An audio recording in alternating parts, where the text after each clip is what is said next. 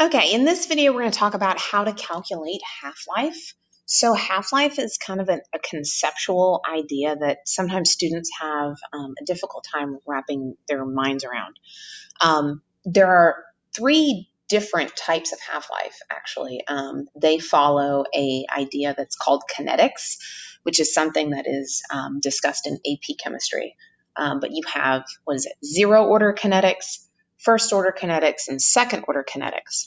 Well, the half-life that we will be discussing in this class follows first-order kinetics, which basically just says that the amount of something is going to decay or decrease at a steady set rate, that the half-life or the amount of time it takes for half of a sample to decay or to disappear is constant. It does not change. And so if it takes 1,000,000 years for half of your sample to decay or to decrease, then it will take another 1,000,000 years for the half that remains to decrease by half as well. And so the interval of time for the half-life does not change in first order kinetics. And that's what we're going to be looking at here. And so for our purposes, when we're calculating half-life, there are four possible variables. The four possible variables that we'll be looking at is the original mass, how much did I start with? The remaining mass, what did I end up with? The total time it took for this change to occur, and the half-life, the interval. Okay? And so when you get your data in your word problem for half-life, you have usually at least three, though there are some instances where you could have less than three, and I'll talk about that here in just a second, but at least three pieces of numerical data, and you need a good way to organize it. And so the way that I say that you should organize it is like this. You make a little list, and we abbreviate these OM for original mass, TT for total time, 1/2 for half-life, and RM for remaining mass. If you organize your data this way, it helps to make it make a little bit more sense, and it's actually kind of a helpful tool for calculating. Okay, and I'm going to show you how or why. So we're going to start in the middle and kind of work our way out.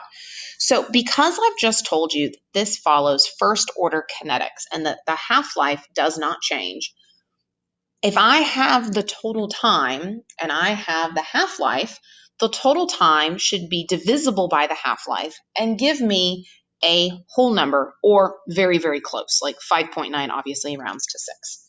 So if I take the total time and I divide it by the number of half-lives, or I'm sorry, the half-life, that'll give me the number of half-lives, or how many intervals have taken place. This tells me how many times my original mass was divided by 2. Or if I have the remaining mass, how many times do I have to double it in order to go back to this original value? So this number here is really important, and we call it X. All right? My original mass and my remaining mass are also related. I should be able to take my original mass and divide it by 2 X number of times and get my remaining mass. So if I have original and I'm looking for remaining, if I divide it by 2 X times, X being the number of half-lives, that will give me my remaining mass. If I have remaining and I'm looking for original, I should be able to multiply by 2 X number of times to get my original mass. So like I said, most of the time you're going to have at least 3 data points. The only time you wouldn't is if I gave you X. So I could say, I have this amount original and 4 half-lives occur. Well, that tells me if 4 half-lives occur, I'm just going to divide this by 2 4 times. Or I have this much left, 3 half-lives have occurred. All right, I'm going to multiply it by 2 3 times. So I don't necessarily have to have this if I'm given X. And that's kind of one of the little wrinkles, the things that reading comprehension-wise you got to kind of watch out for. All right, so we're going to do 4 problems, one for each of our 4 variables, and then I'm going to show you kind of a conceptual way to do a 5th problem that's pretty easy. So let's look at our first one. A sample of a compound decays to 312.5 grams in 8 hours. If 2,500 grams were present initially, what is the half-life? So the first thing I'm going to do is I'm going to write out my list. Original mass, total time, half-life, remaining mass. I'm going to see where these variables fit in, where these numerical data sets fit in. Because if I can organize my data, it makes it a lot easier to go ahead and calculate this. So let's read back through it again and see if we can place these where they need to go. A sample of a compound decays to 312.5 grams.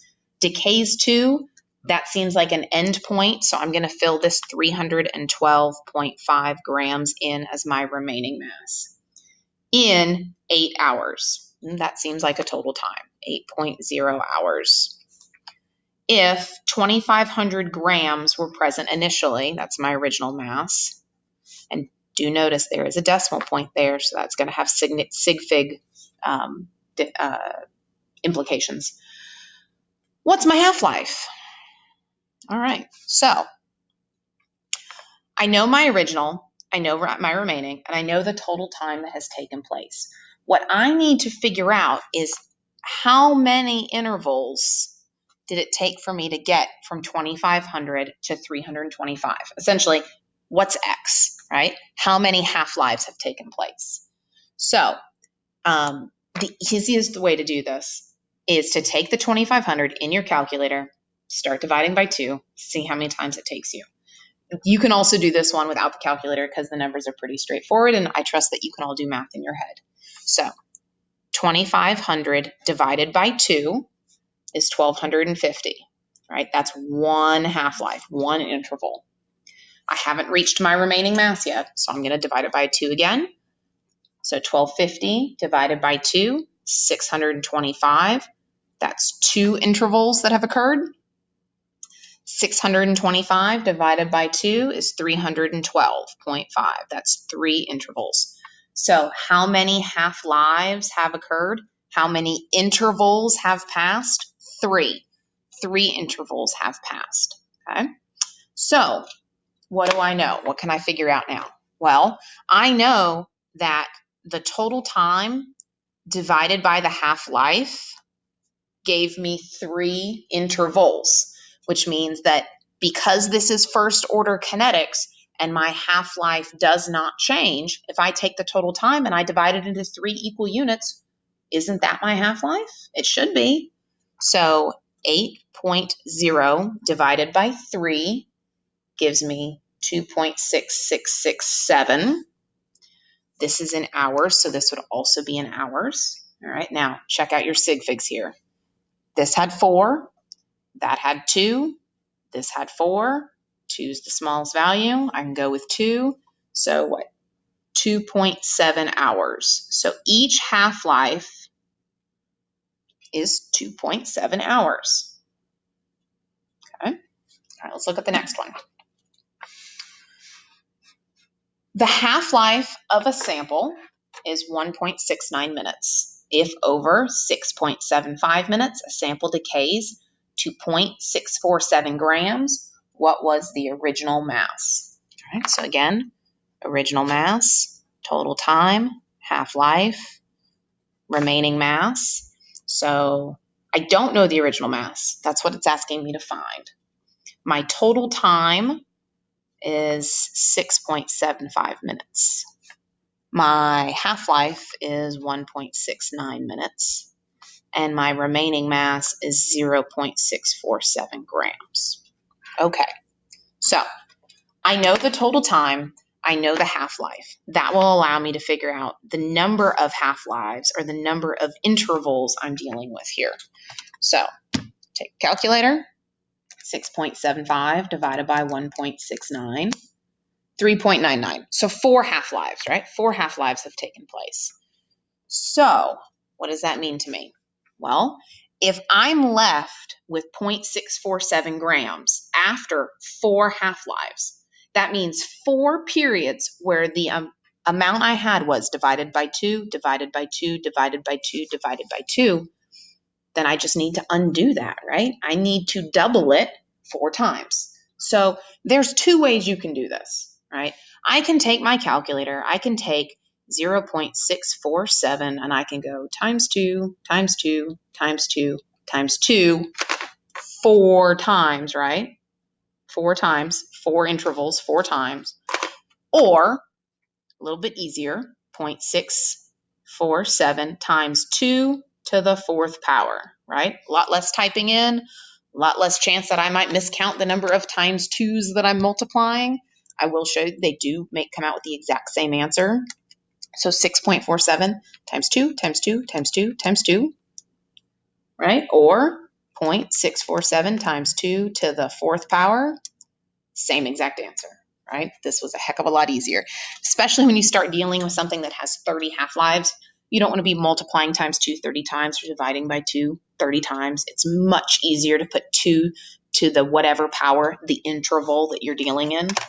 So that comes out to be 10.352. Check my sig figs, 3, 3, and 3. So 1, 2, 3, the 5's going to round this over. 10.4. And what was I finding? Original mass. That's in grams, because this one was in grams. Okay. All right, let's go on to the third one. A sample has a half-life of 505 seconds. If we start with 6,504 grams and only 1,635 grams remain, how much time has passed? All right. Again, first thing I'm going to do, I'm going to set up my chart. Original mass, total time, half-life, remaining mass. I started with 6,540 grams. The half-life is 505 seconds. 1,635 remains. What's the total time? All right, so I need to see how many intervals it took me to go from here to here, and that'll tell me the number of half-lives that have occurred. And then what do I need to do? Well, if I have the half-life and I know that's equal units of the total time, I'm just going to multiply by the number of intervals. So take my calculator, 6,540 divided by 2 once. Not it yet. Divided by 2 twice. Oh, there it is. So it took me 2 times to get from the original to the remaining. So 505 seconds times 2. We can do that in our heads. 505 times 2 is 1010. So 1,010 seconds. Check our sig figs. So here I've got 3. Remember that 0 doesn't count. There's no decimal. Here I have 3. Here I have 4. So I can have 3 sig figs. 1, 2, 3. There's no decimal there, so that doesn't count. So this is already 3 sig figs. So 1010 or 1,010 seconds. Or I can also put it in scientific notation, 1.01 times 10 to the 3rd seconds. Remember, those are equivalent, but this shows just the significant digits. This shows that 0 placeholder that gives us the right value. All right, let's go on to number 4.